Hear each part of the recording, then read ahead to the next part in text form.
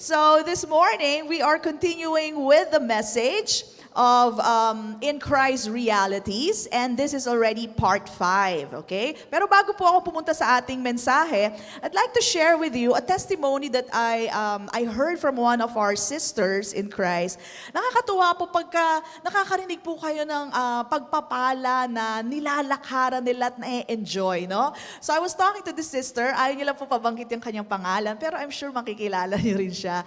That talaga sabi niya sa akin, ako pastora, talaga pong yung pagpapala, yung mga blessings na nababanggit natin, blessing of Abraham, blessing of Moses, alright, blessing of the new covenant, and the blessing of the righteous one.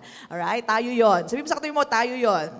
Talagang nalalakaran nila. Tuwa-tuwa po ako pag nakakarinig ako ng ganon. And sabi niya, alam niyo, pastora, hindi lang po, dati meron kami isang tindahan, naging 2, naging 3, ngayon 4 na, praise God, may pwesto na, and then magiging 5 pa. Wow, di ba? So, hindi lang yon, sabi niya sa akin, ang dami talagang businesses na naka-open sa kanila, and it is prospering. They are all prospering.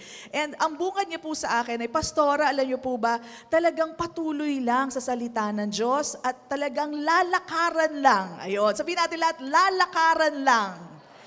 Pag yung naririnig po natin dito sa mensahe, dapat po lakaran natin. Talagang yun ang isasabuhay natin, ia-apply natin. And I tell you, garantisado. Hindi po ako nagagarantya. Ang salita po ng Diyos ang nagagarantisa na ito po yung mangyayari sa ating buhay. Wala pong kapalya-palya yan. Sa iba pong negosyo, baka ibang pumalya, pero salita po ng Diyos hindi papalya. Alright? And I've seen that in my life, and it's so good to see it in other people's life. You know? Kagagalak po talaga ng bawat isa, bawat member po natin na nilalakaran po natin ang pagpapala. Alright? So sabi mo sa katabi mo, lakaran mo kasi.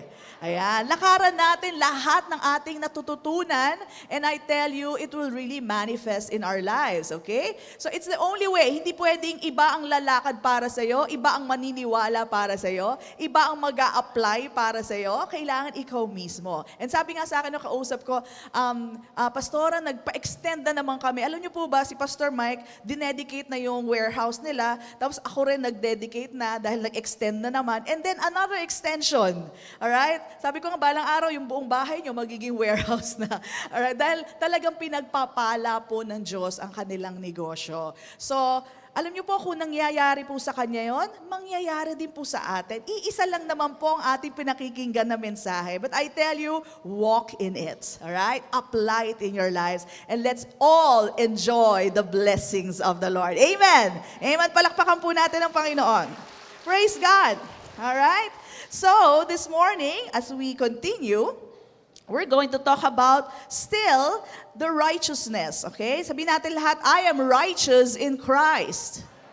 And this is part 2, right? Part 2 po ito ng ating pong mensahe na I am righteous in Christ. And we have learned that the righteousness that we have is all of God. God did that for us, all right? And we will continue in this area, okay? Pero bago po yan, may tatanong po ako sa inyo, all right? Ano po ang nauna? Okay, madalas ito tinatanong mga bata, maski yung mga adult, ano po nauna, the chicken or the egg? Ayun. At sino nagsasabi the egg? Taas ang kamay. Sino nagsabi chicken? Ay, mas marami chicken talaga. Okay, tama po kayo. Chicken ang nauna. Okay, hindi po itlog. Kasi sino naglabas ng itlog? Alright? Sinabi po sa salita ng Diyos that God made every winged fowls. Sabi po doon, sa Genesis po yan, after their kind. Hindi po sinabi that God created every egg. Hindi yung sinabi yun. Hindi sinabing every egg after their own kind. So sadya pong merong nauuna. Dapat mauna at hindi pwedeng mahuli. Alright? Hindi pwede, otherwise, yan po ay sci-fi movie. Alam naman natin sa sci-fi movie, pwede din balibalik na rin ang storya at it will still make sense. Pero po sa tunay na buhay, meron po sadyang dapat mauna. Una ang ibon bago ang itlog. Alright, ito naman, next question. Halaman o yung buto ng halaman? Sino nagsabi halaman? Sino nagsabi buto?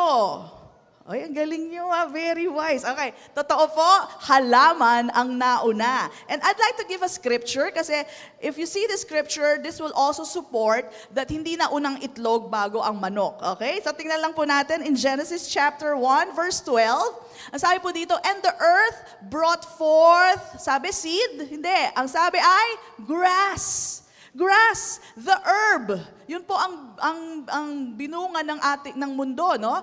That yields what? Seed. So, yung halaman na namumunga ng seed according to its kind, and the tree, hindi po sinabi yung buto ng tree, kundi yung tree muna that yields fruit whose seed is in itself according to its kind, and God saw that it was good. All right? So, una ang halaman bago ang buto. Sadyang dapat mauna ang halaman bago ang buto. Okay, next question. Anong unang ginawa? Babae o lalaki? Alam na ng lahat. Anong una? Lalaki. So alam po natin, of course, all people now comes from a woman, but initially or originally, ang babae po ay nanggaling sa lalaki. So, the man first, the male first, and then hinugot po sa tadyang, alright, at kinreate po or minold po ang babae. Okay? So, una po ay lalaki and then babae. So, sinabi ko po yan para malaman po natin na sadyang dapat may mauna, hindi pwedeng baliktarin. Otherwise, it doesn't work or it's not true. Right? There's no truth in it and there's no reality in it. Okay? So, I said that to ask this. Anong una? Ang pagiging righteous, alright? The way people see it, yung paggawa na mabuti, o ang pagiging born again? Anong una? Born again o ang pagiging righteous? Born again. Kailangan pinanganak ka muna muli bago ka maging righteous. Akala po kasi na iba, gagawa ako ng mabuti so that it will qualify me, so that God will make me righteous. Mali po. Dapat ma-born again ka muna bago ka maging righteous. Alright? So for example, meron po dito isang unbeliever na pumasok at pagpasok niya dito, hindi siya nananampalataya kay Kristo, nakikamay din siya, nagbeso-beso rin siya. Alright? At pagkatapos, kumanta din siya. Nagtaas din ng kamay. Giving time, nagbigay din. Alright? Pagkatapos doon, tinapos niya yung word. Alright? And then after that, he said goodbye and he was very friendly. Ang tanong, naging righteous ba siya dahil sa ginawa niyang yon? Of course not. Alright? Doing any of those good works does not make you righteous. Alright? So, what makes that person righteous is first, kailangan ipanganak muli. Paano mapapanganak muli? You believe that Jesus is Lord. You confess that. And then, what's the next step? That you believe from your heart that God raised Him from the dead. Then you become righteous. Okay? It's so simple, and yet some people get all it mixed up. So, not because you're doing good qualifies you for righteousness. Okay? What qualifies you for righteousness is confessing Jesus is Lord and believing from your heart that God raised Him from the dead. Amen? So, ganun din po ang pagtahol. Sino dito marunong tumahol? Arf-arf ba gusto nyo o woof-woof? Okay? So, subukan natin tumahol, ha? Subukan natin. Arf-arf ba o woof-woof? Woof-woof na lang, no? Okay. The best woof-woof that you can give. Okay? 2 beses lang po. Sabihin natin, woof-woof, sabay-sabay. Okay? 1, 2, 3. Ang hina naman. Ang hina nyo naman mga aso. Okay. One more time. Okay. Uy, may tunog, may curl pa doon, ha? Okay. So, woof, woof. So, hindi ko mo marunong tayo tumahol, it doesn't make you a dog. Okay? Kailangan ipanganak kang aso para i-consider kang aso. Okay? At alam niyo po ba, maski yung aso na yon ay hindi tumahol. Kunwari may pinanganak na aso at buong buhay niya hindi siya tumahol. Alam niyo po ba, aso pa rin siya. It doesn't change who he is if he doesn't bark. Meron po kaming asong ganyan. I don't know if it's a French bulldog or an English bulldog. Alam niyo yung mga bulldog, ang bibigat ng mukha nun eh. Siguro sa bigat ng mukha niya, hindi siya makatahol. Hindi talaga, hindi ko siya narinig tumahol. Okay, sabi ko, ba't ganyan yan? Hindi tumatahol, walang silbi. Okay, and that's the point. You know, even though the dog doesn't bark, it's still a dog. But the thing is, wala siyang silbi. Okay? So parang Kristiyano po yun. Righteous na tayo. Kaya lang, pag hindi mo ginagawa kung anong dapat mong gawin, para kang walang silbi. Okay? Kailangan may silbi tayo. Sabi mo sa katabi mo, kailangan may silbi ka. Okay? So tumahol ka. Hindi. Huwag kayong tatahol. Gawin po natin ang dapat nating gawin. Alright? So this message that I'm going to share you has to do with the doing part. Wala pong masama sa doing part. Marami po ang ayaw ituro nito. But as I can see it from the Word, I will preach it. Okay? Because that's what the Word says. Alright? So many people don't like to teach about this. I emphasize on who we are, but there is a byproduct of that. There is an effect. If you know who you are in Christ, definitely there is an effect. And you will do things from your knowledge of who you are. Importante po yun, okay? So, let's go to that message, all right? We're going to talk about our in Christ reality. Again, it has something to do with practicing righteousness. Sabi mo sa katabi mo, practice righteousness. Okay. So, practicing righteousness is the evidence. Ebidensya po yan, or proof, that we were first born again. Okay? So pag pinapractice nyo po ang righteousness, ay, ang dahilan po niyan ay na-born again kayo. Okay? Let's go to this verse in 1 John chapter 2, verse 29. Sabi dito, if you know that He, sino po itong He na to? Jesus Christ. If you know that He is righteous, you know that everyone who practices righteousness is born of Him. Ayan. So yung mga nagpa-practice daw po ng righteousness, ito po yung mga born again. We are born of Christ. Okay? And then, we have to know that it is a practice for all born again Christians. Kailangan makita po sa atin itong practice na ito. Okay? Unang-una po, malaman natin ang katotohanan. Alright? So, katotohanan na ikaw ay ginawa ng katuwiran ng Diyos. Sabi mo nga sa tabi mo, ako'y katuwiran ng Diyos. Right.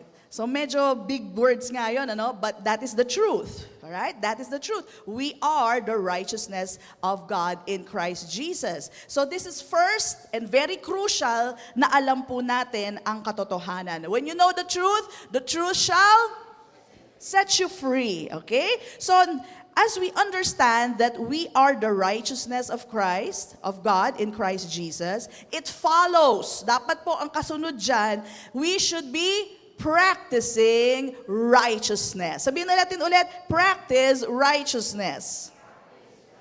Okay, let's go to another verse in 1 John chapter 3, verse 7. Sabi dito, little children, let no one deceive you. Huwag ka daw papadaya, ha? Huwag ka papadaya. He who practices righteousness is righteous. Ha? Pag pinapractice mo ang righteousness, you are righteous, just as He is righteous. Alright? This is a verse that will tell you kung ganong ka-righteous si Jesus, siyang righteousness mo. Okay? It's the same. Okay? Hindi siya mas mataas. Eksakto po ang righteousness natin. Again, you had nothing to do with it. Ipinataw po sa atin yung righteousness na yan. Okay? So, let's go to the next verse. I just want you to see the scriptural basis for practicing righteousness. Okay? Ang sabi po sa 1 John 3:7, in this, the children of God and the children of the devil. Meron palang ganon. May mga anak pala ng demonyo. Okay, warning, wag nyo sasabihin sa unbeliever na anak sila ng demonyo. Okay? Yung iba po, sa kagustuhan lang ipakita at para magulat yung kausap nila, sabihin, alam mo ba, tanggapin mo na si Kristo kasi, alam mo ba, anak ka ng demonyo. Alam mo sasabihin niya sa'yo, anak ka rin ng demonyo. Okay? Gagantihan ka lang nun. Never say that. This is a need-to-know basis. Kailan nyo sasabihin to? Alam, pag na-born again na sila, sabihin mo sa kanila, buti na lang tinanggap mo si Kristo. Alam mo bakit? Kasi dati anak ka ng demonyo. Ayan, magkakaintindihan na kayo. Bakit? May pagkaintindi na po siya sa salita ng Diyos. But, outright, just to get them born again, yung iba ginagamit po ito.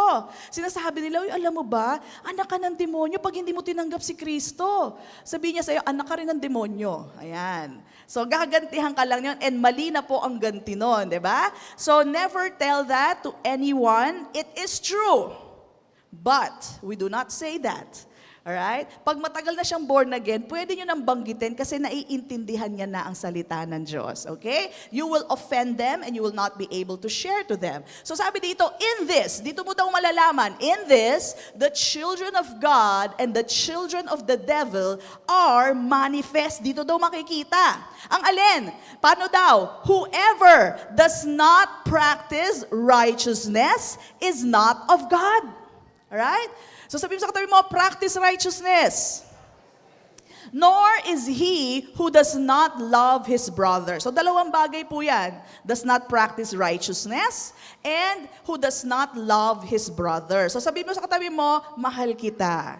Ayan. We should love what? Ba't ayaw nyo sabihin? Sabi nyo isa, sabihin nyo po, mahal kita. Ayan, we should love one another. That is, being born again, we are of God, and we should therefore love one another. Okay? So, yan po ay mga palatandaan kung paano nyo malalaman na anak kayo ng Diyos. Okay? But the question is, this is the question, how do you practice righteousness? Right? How do you practice righteousness? Okay? Simply put, ganito po ito. Practicing righteousness is this. Paggising nyo sa umaga, alam mo, righteous ka. Ika'y ginawa ng tuwid ng Panginoon. You are blameless, you are holy, you are just in the eyes of God. And hanggang matulog ka, whatever took place in the middle between waking up and before sleeping, alam mo pa rin, righteous ka. Ano man ang nangyari. At maski na naginip ka ng masama o hindi maganda, alright? Paggising mo sa umaga, righteous ka pa rin. That is how you practice righteousness. Hindi ho nagbabago ang pagkatao mo kung sinong ginawa, ang pagkakagawa sa ng Panginoon based on anything that we do. That's how you practice righteousness. Okay? Yun ang unang-unang dapat mangyari. Na alam po natin, hindi nawawala ang righteousness natin. And, this is so important. I was thinking, Lord, bakit ganito ka-importante sa inyo na maintindihan namin na hindi nawawala ang righteousness? Alright? Alam niyo bakit? It's it's a backward thinking kung tingin natin nawawala ang righteousness. Okay? Wala pong iniwan yan doon sa prodigal son. Yung prodigal son, dahil nawalay siya sa tatay niya sa matagal na panahon at nakagawa siya ng mga masasamang bagay, alright, umabot siya sa punto na ang tingin niya sa sarili niya, hindi na siya anak, siya ngayon ay karapat-dapat nang maging alipin or maging servant sa kanilang tahanan. Bumababa ang tingin sa sarili. I tell you, God never wants you to look down on yourself. Pastora, wala ba yung pagsisisi? Alam niyo po, ang natural sa born again, I'm talking about born again Christian. Pag tayo nagkasala, natural na that there is regret. Merong regret yan. Bakit ko ba nagawa yon? Okay? And there's what you call sorrowful regret, or I can't find the word. Basta may sorrow ka for what you have done. Kasama na po yun. Alright? But what you have to do is after you realize you have done wrong, wake up to your righteousness. Ibig sabihin, in spite of what I have done, the Lord sees me righteous still. In spite of what I have done, anak pa rin ako ng aking Ama na tapat sa akin. Amen? Because God is faithful. Ang sabi nga sa salita ng Diyos, God is faithful even though when we are unfaithful. He remains to be faithful. Hindi nagbabago ang Panginoon dahil sa pagbabago mo. Dahil sa mga palya natin. Alright? So, this is not, again, encouraging sin. Baka kala natin, oh, well, pwede na pala. No, it's not. It is telling you and making clear to you na ang Diyos hindi nagbabago. Ang Diyos tapat sa atin. Amen po ba? So He is always faithful, and no matter what we have done, hindi po siya nagbabago dahil sa mga petty things that we do, or even, sabihin na natin, medyo matinding kasalanan, hindi po nagbabago ang Panginoon. And I want you to be amazed with that. Not with what you have done, but amazed with the goodness and the faithfulness of God. All right? That He doesn't change just because you change. Nakita po natin sa prodigal son, matindi po ang ginawa nung batang yon. Nilustay ang pera, all right? Walang galang sa kanyang ama, sa kanyang pamilya, sa reputation ng kanyang pamilya. Alright? And he did it using it for prodigal living. Matindi. Alam niyo, prodigal living, he used it for prostitutes, for wild living. Talagang nagkalat at nagwala ito. Alright? In spite of that, the Father's love did not change. Hindi nagbabago ang pag-ibig ng Diyos. Alright? It was the father who ran to the child, accepting the child once again. Amen? So, I don't want you to look at the child. I want you to look at the father, that He is a faithful Father. Amen? Palakpakan natin ang Panginoon. He is a faithful Father. He does not change. Amen? So, 1 Corinthians 15:34. Ito po ang sinasabi sa atin. At dalawang bagay po ang makikita natin dito. Ang sabi dito, awake to righteousness. Sabi mo sa katabi mo, hoy, gising! Ayan, huwag kayo matulog, ha? Ang ganda ng message natin. Awake to righteousness. Magising tayo sa righteousness. Kung sino ka. This is who you are. This is one, awake to righteousness. Tapos may kasunod. Ano yung kasunod? And do not sin. So these are two different matters. Kasi kung iisa lang ang do not sin at saka awake to righteousness, dapat hindi na sinulat yung do not sin. Kasi awaking to righteousness pala is do not sin. No, awaking to righteousness is mamulat ka ang isip at ang puso mo na ikaw ay katuwiran na ng Diyos. At ginawa ka ng tuwid ng Diyos, ano man ang magawa mo, tuwid ka pa rin. Amen? Yan pa rin na ipinataw sa'yo, blameless ka pa rin in the sight of God. Alright? We have to awake to that. You know, years ago, nagkaroon kami ng issue ni Pastor Mike. Ewan ko, sorry, pero hindi ko na matandaan yung issue.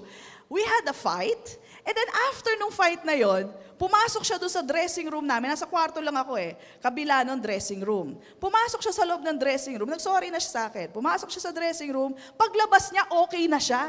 Sabi ko, okay ka na? So sabi niya, oh, okay na ako. Pinatawad na ako ni Lord Sabi ko, ganun lang. Parang gusto ko magmukmuk muna siya. Gusto ko medyo iba pa yung pakiramdam niya, medyo aloof pa, para ma-feel ko naman yung repentance niya. Pero sabi niya, hindi, okay na ako kasi pinatawad na ako ni Lord. Sabi ko, ganun lang ba yun? Nung moments na yun, na-offend ako. Pero I realize, kung pinatawad na tayo ni Lord, ba't nagmumukmuk pa tayo? You know, some people, if they are not awake to their righteousness, okay, nagmumukmuk pa sila, and they do not move on, they hibernate and stay in that sinful depression, regret, okay? And they stay there, walang progreso, they cannot move on. Amen. Are you familiar? We are all familiar with that. Pag may nagawa tayong kasalanan, minsan ayaw mo na pumunta sa church. Bakit? Kasi may issue ako Minsan, ayaw mo na manalangin. Bakit? Nahiya ako kay Lord Bakit? Kasi may kasalanan ako. Alright? So, nagmumukmuk muna, nag-hibernate muna sila dun sa sitwasyon na yon. Alright? And what is happening? You are not progressing. Amen? Are you getting this? Okay? So, alam niyo po, wala pong iniwan yan doon sa mga bata, di ba? Mga bata, pati na mga adults, minsan may ganito Nung mga bata kami, natatanda ko, naglalaro kami ng patintero. Okay? Nagkapikunan. So, napikon. So, ayaw na maglaro nung isa. So, dahil napikon siya, galit siya, iniintay namin siyang, sige na, laro na ulit tayo. Nataalala niyo yung panahon na yon? Na mayroong isang napikon na bata at hindi makukompleto yung laro kung wala siya. So, naghihintay kami sa kanya na maka-move on na, ayaw pa. Alright? So, lahat kami nakatingin sa kanya, halika na, ayoko na, kayo na lang maglaro. Di ba? So, hindi pa siya makamove on, pero kami nakamove on na. So, ano nangyari? O, sige, uwi na lang tayo. Walang nangyari. Pati adults, ganyan. Merong isang na bad trip.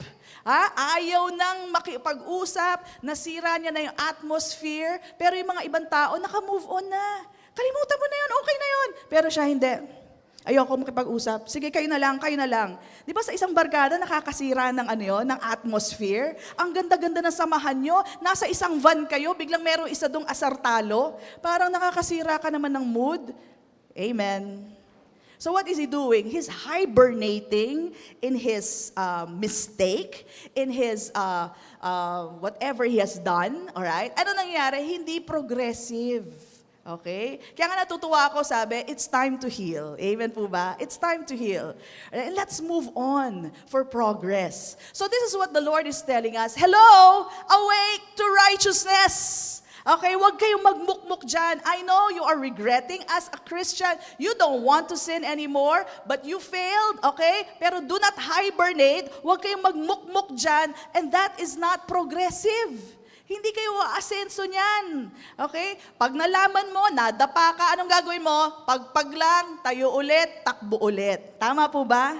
Let's not stay in that mood. The Lord does not want us to stay that way. He wants us to awake. Magising ka, righteous ka na. Alright? That's how you practice righteousness. Amen? Otherwise, wala tayong asenso, wala tayong pag-move on. Ang sabi nga sa atin, forget the past and reach forward to those things which are ahead. You cannot reach forward hanggang nakamukmuk ka pa. Amen? Are you getting this? So, awake to righteousness, that's the first one. Okay? Sabi mo muna sa katabi mo, awake to righteousness. Okay? That's the first one. Pero ang pangalawa po dito, ang sabi po dito ay, number 2, do not sin. Sabi sa katabi mo, do not sin. Alright. So, these are two different matters. Awaking to righteousness ay kaisipan at puso natin. Aalala natin sinong pagkakagawa sa atin. Anong pagkakagawa sa atin. Now, do not sin, we can say, is the effect of awaking to righteousness. Alright? It is because of the awakening that we have that we do not sin. Okay? So, sabi mo ulit sa katabi mo, do not sin. Okay? So, anong ibig sabihin nun? So, alam ko na ako'y righteous na in Christ Jesus. And what righteous means is that I am blameless. Sabi mo sa katabi mo, I am blameless. So kung ako ay blameless, wala akong bahid ng kasalanan, ibig sabihin, hindi ako magpapatuloy sa kasalanan. Dahil yun ang alam ko I'm awake to my righteousness. Dahil alam ko, I am just. Alright, can we have the meaning of righteousness? Nandiyan po yan. Ayan, ito pa ang meaning kasi ng righteousness In the Greek, it means dikaios. Parang di ka ayos, di ba? Pero ayos po tayo. Dikaios. Ang ibig sabihin po niyan, equitable. Parang mas malalim, ano? Equitable in character or acts. Ang ibig sabihin lang po nun, by implication, is that you are innocent. Sabi mo sa katabi mo, inosente ka. Ibig sabihin, you are blameless. Wow, di ba? Blameless. Ano pa? You're holy. Alright? Absolutely or relatively. Okay? Mali lang po yan. Just po yan, hindi just. Just, okay? You are meet and you are righteous. You are right on the dot, okay? So righteousness, yung po ibig sabihin. So, now na alam ko, nagising ako sa katotohanan na ako ay inosente, ako ay blameless, ay wala akong bahid ng kasalanan, therefore, hindi ako magpapatuloy sa kasalanan. Yun na yung kasunod nun, do not sin. Okay? Nagising ako sa katotohanan that I am holy. Can we go back to that? I am holy, so I will practice holiness. Alright? And practicing holiness means I do not sin. Alright? And then what else? I am just. Ako ay just, I am fair, then I act fairly to other people. Kasi dyan na namulat ang aking mata. Alright? I am righteous, so therefore I will practice righteousness in the sense that I will do good this time. Okay? So yan po ang ibig sabihin nun. Una po, you have to awake to your righteousness.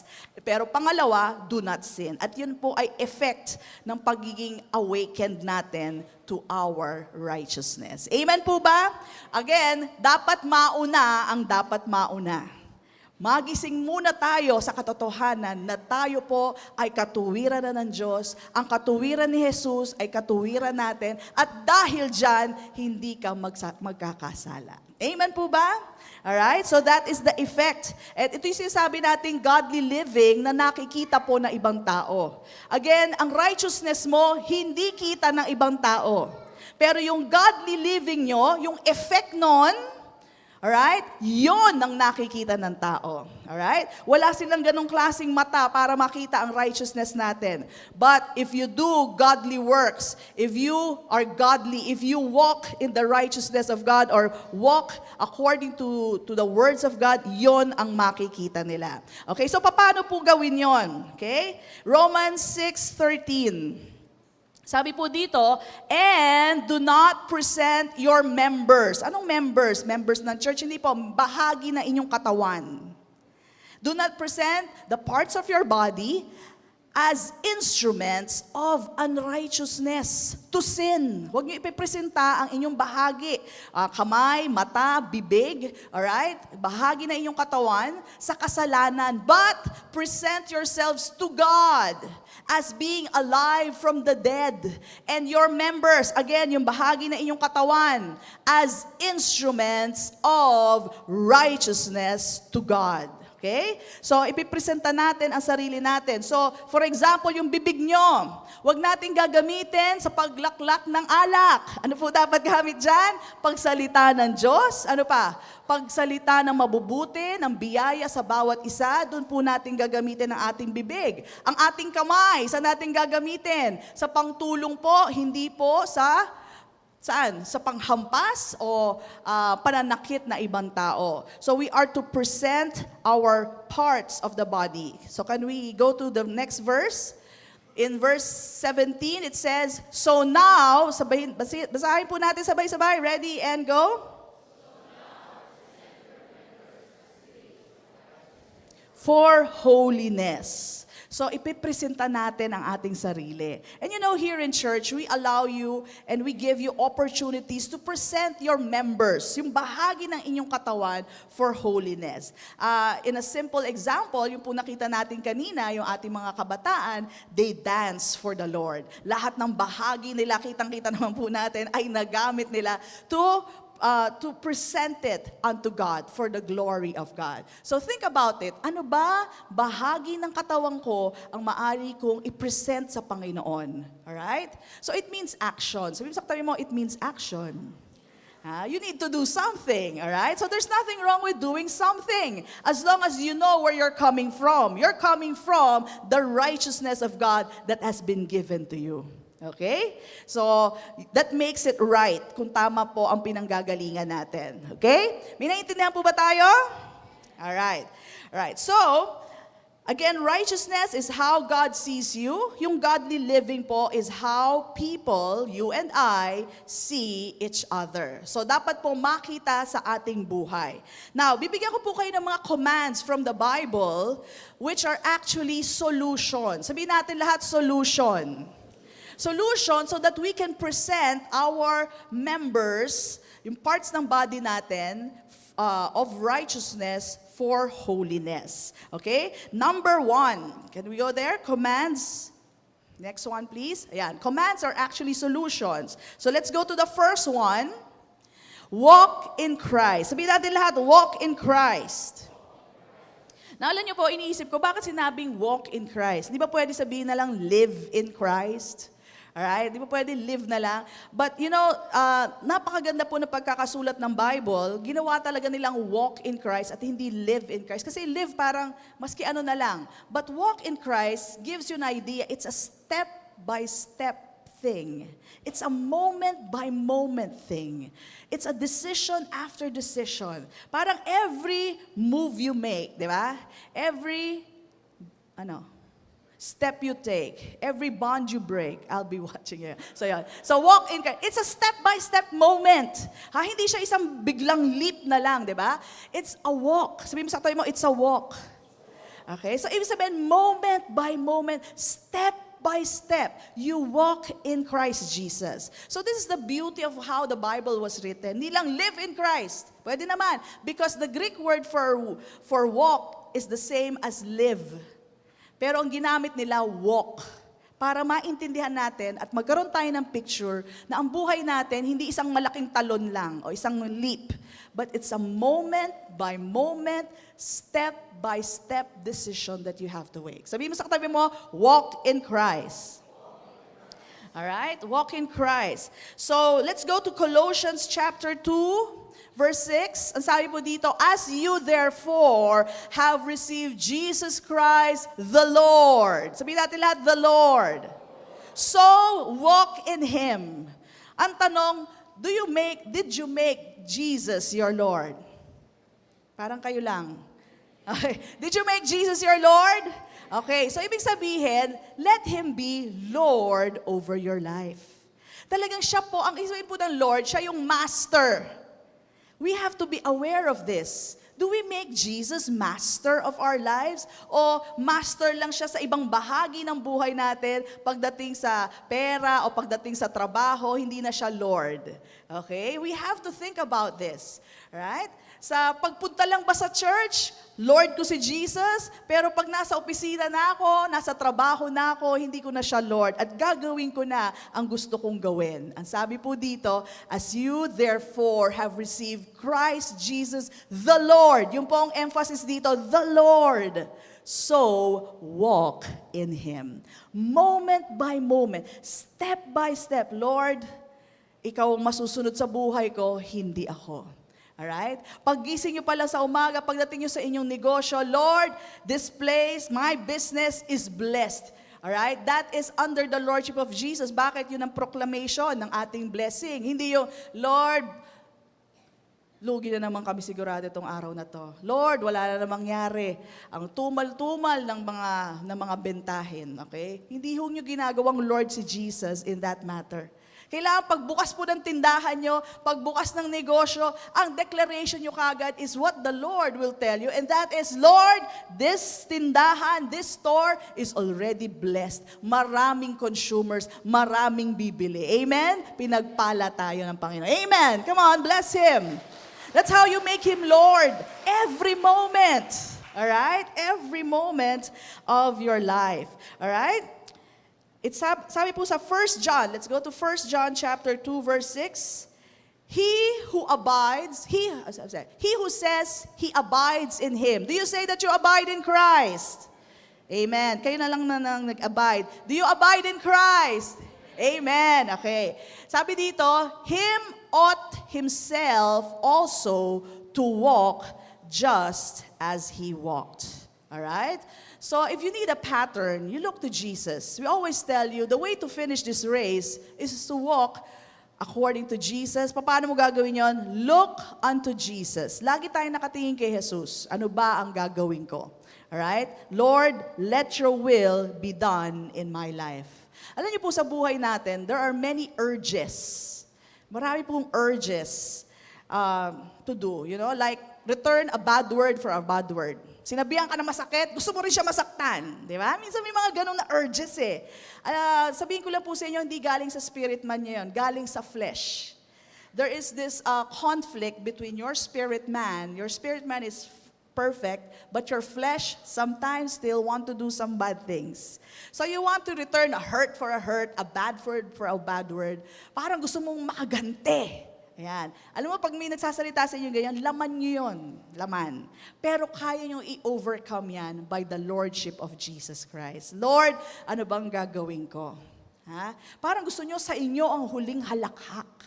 Okay? Gusto nyo kayo ang may last word. But the thing is, Lord, ito ba ang gusto nyo mangyari? You know, before you go to a conference o pag-uusap, may haharapin kayong tao, alright? Confrontation is good para po magkaintindihan kayo. There's nothing wrong with confrontation para alam nyo po ang mga pag-iisip, bakit nangyari yon. But you know what? Let the Lord be your master as you talk to these people.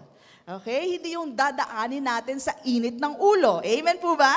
Pag mainit ang ulo, wala na pong tama. Maski tama na ginagawa nila, mali pa rin. Okay? So we are to make Jesus Lord moment by moment, step by step. Kaya nga, walk in Christ. Sabi mo, walk in Christ. Alright? Huwag tayo padadala sa ating mga emosyon. Okay? We do not get even, we get better. Sabihin natin lahat, we get better. Okay? We do not hit back.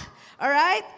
Binato ka ng bato, babatuhin mo ng Jayco. Ayan, Jayco Donuts para mas sosyal, di ba? Matutuwa yon. Alright. So, pag yun po ang ginagawa sa atin, we do not return evil for evil. Okay? Pag sila'y nagalit sa inyo, we love back. If they hate back, we love back. We do not backbite, we pray. Okay? We pray back. We do not curse, we bless back. Alright? Kinurse ka, i-bless mo po sila. Yan po tayo. Sabi mo, yan tayo. Sabi sa katabi mo, yan tayo.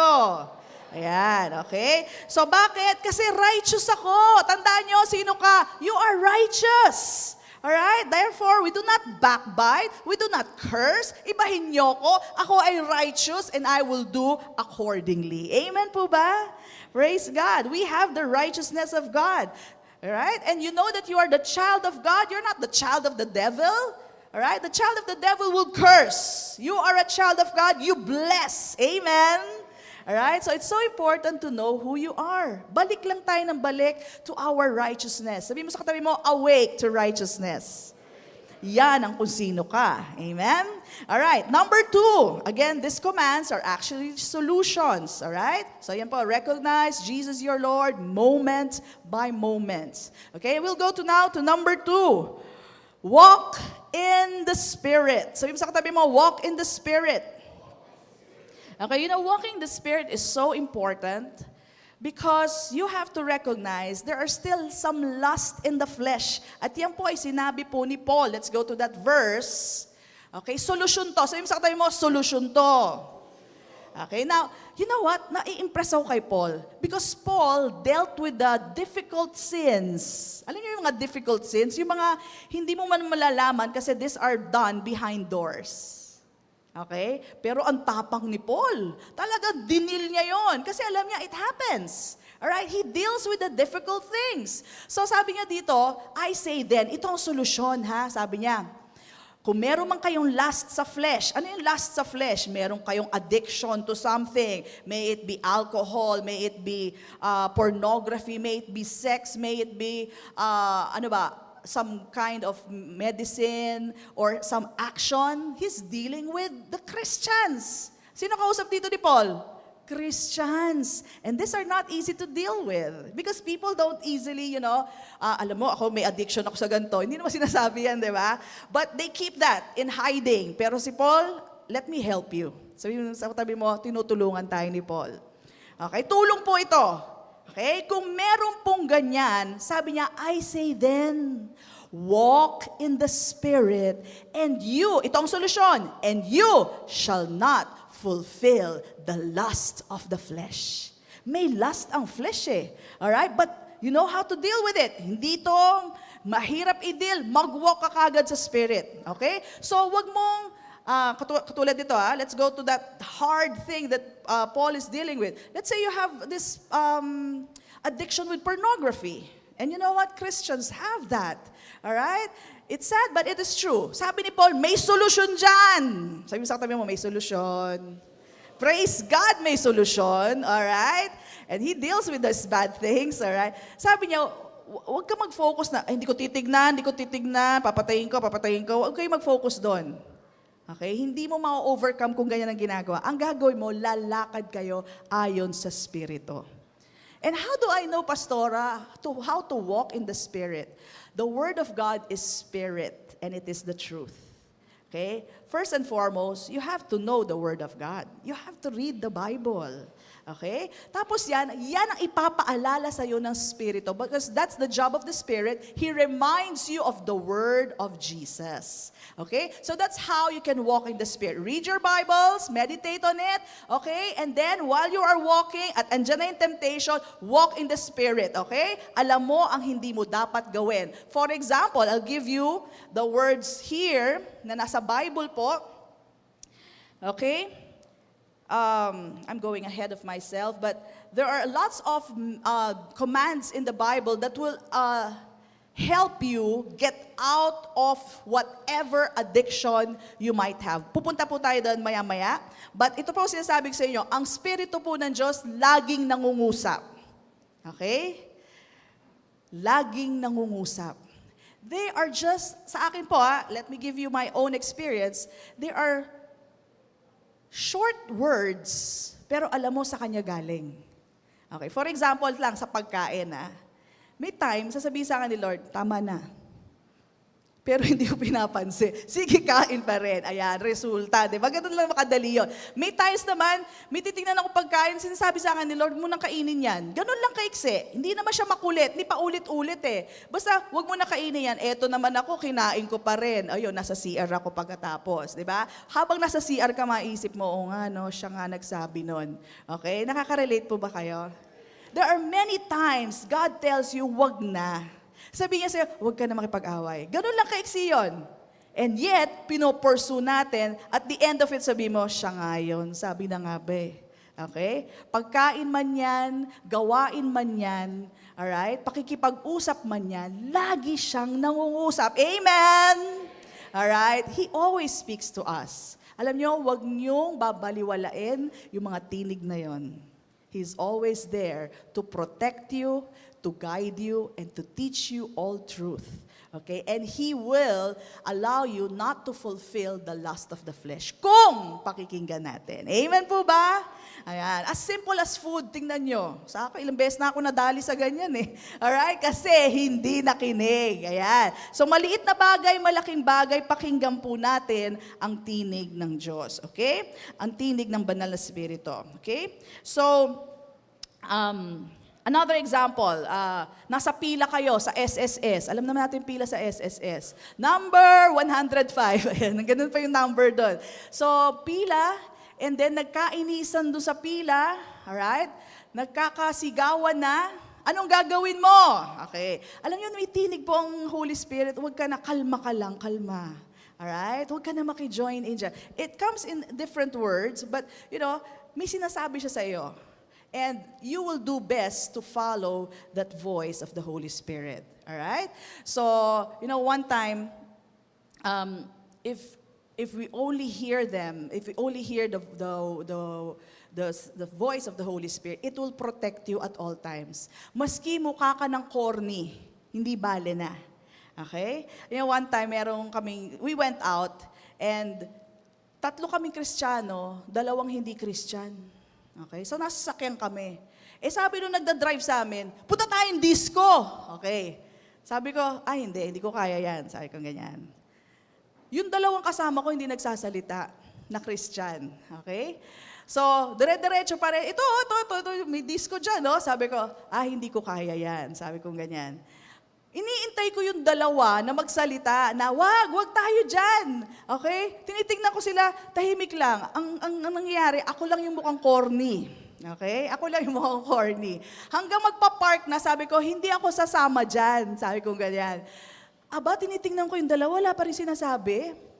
Tapos, finally, buti na lang, walang makitang parking, okay? Sabi ko, hindi talaga ako sasama dyan. Gusto nyo kayo bumaba. Sabi ko, hindi ako bababa. Alright? Sabi sa akin hindi kaya ni Mean. Sabi nung isang hindi born again, hindi kaya ni Mean. Sabi ganyan. Sabi ko, hindi talaga. Okay? Tinitingnan ko yung 2, hindi pa rin nagsasalita. In short, ako po yung mukhang corny. Okay? Pagkatapos ng lahat, nag-usap kami nung tatlo. Tatlo na kaming born again. Sabi niya, oo nga, ayoko naman talaga pumunta doon. Sabi ko, salamat ha. Salamat ngayon kayo nagsalita. Kanina ako lang yung mukhang corny. Okay? Pero you know what? When the Holy Spirit tells you, okay, not to go there, you have to speak up. Right? Hindi yung nagpapadala na lang kayo kung ano man yung agos. Minsan sa barkada, ganyan yan eh. Alam natin yan sa barkada. Hatakan ng hatakan. Ikaw wala ka sinasabi. Pag walang nagsalita, walang pipigil. Okay? Sa mga single, sa mga teenagers, ayan, nagiinuman na lahat. Ha? Ayan, sige, magtapikan kayo mga nanay, mga anak. Nagtatapikan sila. Kailangan may magsalita. Ayoko niyan. Kailangan may magsalita. Otherwise, itutuloy nila yan. Kung hindi po ako nagsalita doon, baka pumasok kami sa loob ng disco. Okay? And I'm not saying, all discos are bad. Meron naman pong ma-dissenting disco. Pero yung pupuntahan kasi namin, mukhang talagang kakaiba eh. Alright? I'm telling you, you stay away. Alright? Stay away from these things na alam nyo namang walang idudulot na kabutihan. Amen po ba? Are we learning? I'm just giving you some practical things na dapat po nating gawin, okay? Huwag tayong magpadala sa agos, okay? Be conscious when conversations get dirty or green. Tama po ba yon? Usapang barkada, Kristiyano to ha, huwag kayo. Kristiyano, but conversations can get green. Tama po ba? Mamaya, puro green talk na. And then ikaw nakaupo ka pa rin doon. Nakikinig lang naman ako, pastore. Alright? But you know what? When the talk becomes green, when the talk becomes about putting down people, you can leave the group. Sabi mo sa katabi mo, leave the group. Walang iniwan po yan sa Facebook. Di ba minsan may nag-a-add sa inyo, grupong mga gwapo. Yung mga ganun, walang kakwenta-kwentang group. Sino ba yung mga nag-a-add na yun? Grupong taga-ganyan. Anong gagawin mo? You stay? No. There's an option. Sabi mo may option. Ang option, leave the group. Okay? You can leave the group. Wala pong iniwan niya pag nag-uusap-usap kayo dyan. Isang grupo, magandang usapan kasi mga Kristiyano maya-maya, green jokes na. Iba na yung pinag-uusapan. Ang gagawin mo? Leave the group. It's either you speak up, sabi mo, hindi natin ito pinag-uusapan, hindi tayo ganito, or you leave the group. Amen po ba? Amen! Okay, so these are some practical things that we need to, act on. Ayan, dapat lakaran po natin dito.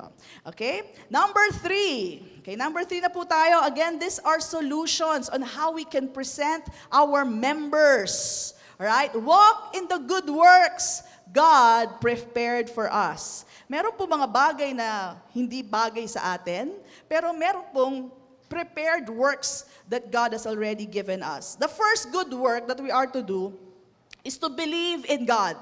That's the good work. Okay? Believe in God. Sabi sa tayo mo, believe in God. Believing in God is already a good work. Okay? Ang pangalawa po dyan is the prepared works God has for us.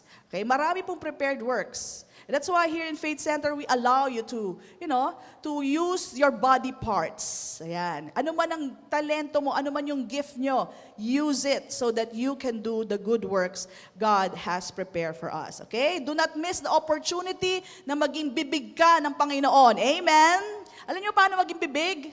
Sabi mo lang sa kapitbahay mo, huy, punta tayo sa church. Ako mag-treat. Ako magpapamasahe para sa'yo. Alright? Pumunta ka lang sa church. Go that extra mile. Yun lang, that alone, you're using your members, alright, the body part, yung bibig, for the glory of God. Okay? Exhort one another unto good works and unto love. Okay? Number 4. Sabihin natin number 4. Walk in love. Okay? Ephesians 5:2. Sabi dito, and walk in love as Christ also has loved us and given Himself for us, an offering and sacrifice to God for a sweet-smelling aroma. Sabihin natin lahat, and walk in love. Okay, the next part, look at this. Next verse. But Fornication. So ito, parang opposite. Okay, what is the opposite? Bakit naging opposite? Do you know that fornication is an opposite of love? Akala no, what is fornication, Pastora? Fornication is sex without marriage. Sabihin natin lahat, sex without marriage. Meron po ako isang kaklase, tinanong talaga ako. Sabi sa akin, kasi alam niya, born again ako. We were still in high school back then. Sabi niya sa akin, meron bang nakasulat sa Bible na bawal ang sex without marriage? Alam niyo, nagulat talaga ako sa kanya. Kasi sa isip ko, alam ng lahat ng tao yon, but apparently not. Okay? So if you're looking for that, sex without marriage, meron ba nun? Meron po, ayan po, fornication. Fornication is sex without marriage. Okay? And this is the opposite of loving. There is no love, all right, in fornication. So if you're thinking, ay, kaya namin ito ginagawa kasi nagmamahalan kami, there's no love there. Amen. Ay, wala na nag-amen. Amen. Okay. Sabi ko sa inyo, si Paul, he deals with the tough things. These are things that, sa church parang nakakaya naman pag-usapan. Okay? Mga hidden sin to Hindi to nalalaman Kaya lang, Paul dealt with it. Alright? At dahil nasa Bible yan, I'm brave enough to deal with it as well. Okay? So fornication is sex without marriage. And there is no love in there. Amen? Don't go there.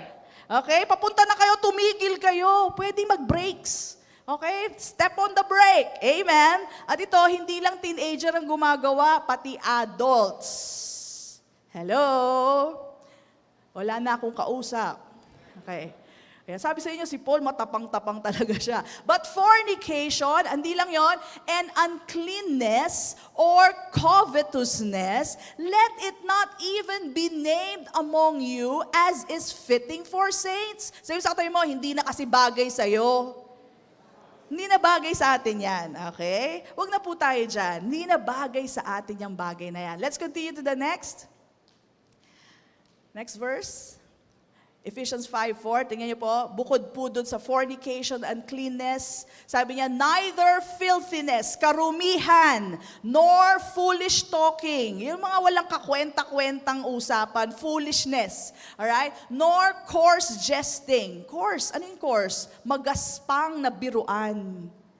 Okay? Alam niyo po ba, minsan mga Kristiyano, they go through that, and they still do that, yung magaspang na biruan. Sabi mo sa katabi mo, hindi na bagay sa'yo. Hindi na bagay sa atin yan, okay? Which are not fitting. Okay? Rather, palitan po natin itong filthiness, foolish talking with what? Giving thanks. Magpasalamat tayo sa Panginoon. Thank God. Yun ang pag-uusapan natin. Hindi yung mga biruan na, alam niyo yun, below the belt na, ang biruan. Kala ng Kristiyano, okay lang. Hindi po okay yan. Sabi mo sa katabi mo, hindi na bagay sa'yo. Oh, hindi na bagay sa atin yan. Meron pa rin gumagawa niyan. And we really have to deal with this, okay? Coarse jesting is not fitting for us anymore, but rather giving of thanks. Amen? Alam niyo kung ginagawa pa natin to, guess what? There's forgiveness for that, pero huwag ka nang magpatuloy dito. Sabi mo sa katabi mo, huwag ka nang magpatuloy. Okay? Especially, I don't know why, but paulit-ulit po itong word about fornication, about dirtiness, filthiness. Alright? Paulit-ulit po ito. In this scripture alone, 3 beses po ito binanggit.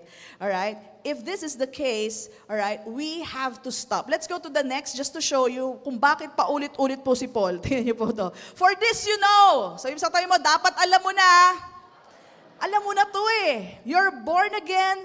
The law has been written in your heart. It's no longer on a stone. It's in your heart. You know this. And yet, Christians still do this. These are hard matters, but we need to deal with this. For this you know, that no fornicator, unclean person, nor covetous man who is an idolater has any inheritance in the kingdom of Christ and God. Ito yung tinatawag nilang nagiging blessing blocker. Alam niyo po ba yung inheritance sa atin? Sabi mo sa'yo na yon. It is ours. Kaya lang, para tayo yung prodigal son, atin na inheritance, kaya lang, because we separate ourselves from the Lord, we use it for, prodigal living, okay? Wild living, ano nangyayari? Hindi mo na e-experience yung inheritance. Hindi mo na papakinabaga, nagiging waste lang. Ha? Katulad ng prodigal son, napunta sa sayang. Amen. Are you getting this? The inheritance is ours. Let me tell you, hindi po nawawala yan sa inyo yan. Kaya lang kung magpapatuloy tayo sa ganitong klaseng buhay, I tell you, as Paul is telling us today, hindi natin ma-experience. Alright? Why would you go there when we can experience the full blessing of the inheritance of God? Amen? Ito po yung nagiging question sa ibang tao. Alright? So, let's go to the next. Sabi dito, let no one deceive you with empty words, for because of these things, the wrath of God comes upon the sons of disobedience. Ito pong galit ng Diyos ay para sa sons of disobedience, which you are not. You are not sons of disobedience, you are sons of obedience. Tayo yung mga anak na ng Diyos. So, hindi para sa atin ang galit ng Diyos. Kaya lang, next verse please, ito po ang dapat natin gawin. Therefore, do not be what? Partakers with them. Ano yung sabihin ng partakers? Take part. Huwag ka na mag-take part. Do not do the fornication. Do not do the uncleanness. Huwag na, kasi hindi tayo dyan. Hindi bagay sa atin yan. Alright? Tandaan mo kung sino ka. You are the righteousness of God in Christ Jesus. Therefore, yun dapat ang lumalabas sa atin. We do not sin. We do not fornicate. We do not do uncleanness. Amen? Alright? Because hindi na tayo yon. Again, Pastora, paano? And I'm dealing with this because this could be happening. Pastora, paano? I'm already there. I'm in the middle of that. Okay, let me tell you something. I know the Lord is dealing with you, and I'm not judging you. The Lord, I'm sure, is dealing with you. Alright? Kasi maliit na kasalanan, malaking kasalanan, the Lord is dealing with us, always. Lagi tayong kinakausap ni Lord. But you have to get to a point when you have to stop. The earlier, the better. Okay? Why? Ang kasalanan po, ang dulo niyan, kamatayan. Ang kamatayan, hindi ibig sabihin mamamatay tepok, hindi po yon. Ang ibig sabihin nun, kahihiyan, negative things sa buhay, okay? You don't want to go there. Amen? You don't want to go there. I tell you, binibigyan tayo ng pagkakataon. He is faithful. Sabihin natin lahat, He is faithful. Even when we are unfaithful, He's faithful. Amen? Binibigyan tayo ng panahon ng Diyos na magsisi, to repent, change, turn our minds around, okay? Go back to the top. Tigilan natin yan, right? Because He wants you to enjoy all the blessing that He has for you and me. He gives us time. That is how good God is. But you have to come to a point when you say, enough is enough. Alright? I know I'm forgiven, and I know I'm the righteousness of God. I will not sin anymore. I will not go there. I don't want the shame. I don't want not experiencing the fullness of God. I want to walk in Christ. I want to walk in love. I want to walk in the goodness, the good works that God has given me. And I want to walk in the light. Amen? Palakpakan natin ang Panginoon. Enough is enough. You have to make a decision. Sabi dito, for you were once darkness. Dati yun. Alam mo ba dito? You were once darkness. Kadiliman ka dati. Alam mo ba yun?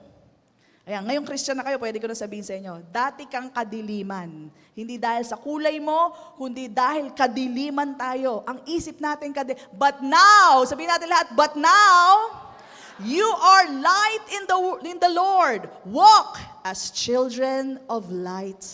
Liwanag ka na. You don't just have light, you are the light. Alright? Ikaw mismo, when Jesus was here, was the light of the world. But when He went to heaven, you have become the light of this world. Walk in the light. And that's the last one. Alright? The last one, a solution so that we can present ourselves a living sacrifice to the Lord, our members walk in the light as children of light. Amen? So, kung ano yung tuwid, ano yung tama, ano yung nasa liwanag, yung po ang lakaran natin. And even when you talk to your friends, I have this friend, sabi niya sa akin, bigay mo nga sa akin yung number ng babae na yun kasi meron po siyang, yung asawa po niya may other woman. Christian din po to May other woman. Gusto niyang girahin yung other woman. Sabi ko sa kanya, sis, wag mo nang girahin. Sabi ko sa kanya, tandaan mo to, vengeance is the Lord's. Do not fight the battle. The battle is the Lord's. Alright? Yung iba kasi gigarahin. And you know what that is? Ano yun? Tawag doon, yung, hindi, ano matawag sa ganyan? Yung hihiyain niya? Scandalous. It's scandalous. Sabi ko, we are not like that. Okay? We fight by resting in God, by trusting in God. Let God fight your battles. Sabi ko, kala mo, ihiyain mo siya, ikaw rin mapapahiya. Sabi ko, let the Lord, and the spirit behind it, yun po dapat nilalabanan natin. Okay? The spirit behind it. So I was telling her, wag mong girahin. Sabi ko, manalangin ka, alright? And do it the right way. Okay? Alam niyo, nahimasmasan po siya. Okay? Pag kami nagpapa-counsel sa inyo, huwag niyo pong gagatungan para gumawa ng mali. Walk in the light and show them the light. Alright? Yung iba po gumagatong pa. You may not be the one na manggegera, pero dahil sa nanggatong ka, oo nga, sige nga, gawin mo nga yan. Ayan. Alam niyo po ba, you become part of it. Okay? I'm not saying what the husband was doing, it was right, but I'm telling we can walk in the light. Alright? Sabi sa katabi mo, walk in the light. And why can we do that? Because we are the righteousness of God. Ibahin nyo tayo. Iba tayo. Therefore, we can walk according to His. Okay, can we have the last part? Okay, the righteous one. Ito po tandaan natin. The righteous one. Basahin po natin. Ready and go. Is inside you. It's made you righteous. Therefore, we can practice righteousness and we can walk in Christ, in the Spirit, in good works, in love, and in the light. Bakit? Because God is our righteousness. Jesus Christ is our righteousness. Amen? You can do it. Come on, bless the Lord. Praise God. Awake in righteousness. And I tell you, pag naintindihan mo kung sino ka kay Kristo, as our worship team is going up, pag naintindihan po natin, then we will not sin. Yan po ang solusyon dyan. Okay? Present your members as living sacrifices to God. I tell you, the inheritance that we have is worth it. Sabi mo sa katabi mo, it's worth it. Kaya walk in the light, alright? Walk in Christ. Hindi kayo magsisisi. It is worth it. All the blessing that you will experience. Amen? Palakpakan po natin ang Panginoon and let's all stand up.